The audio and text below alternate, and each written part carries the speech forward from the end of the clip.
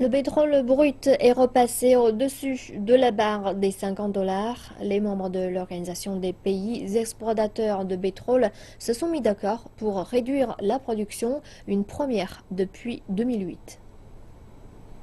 Jusqu'à la dernière minute, les chances de parvenir à un accord étaient mitigées.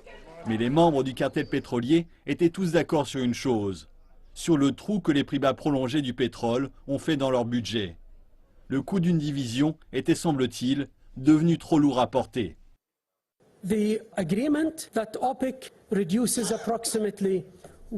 L'accord que l'OPEP réduise sa production d'1,2 million barils par jour pour amener son plafond à 32,5 millions de barils par jour sera effectif au 1er janvier 2017.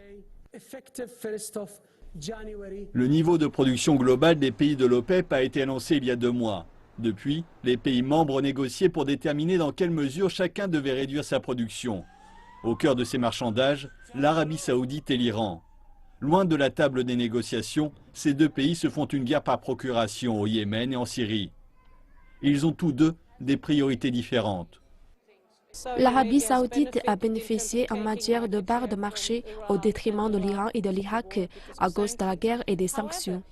Par contre, si vous êtes l'Arabie saoudite, vous avez une croissance de la population supérieure à 2%, vous avez une jeunesse en pleine expansion, vous tentez d'étoffer votre économie, de la sortir de sa dépense au pétrole, et vous devez financer ça d'une manière ou d'une autre.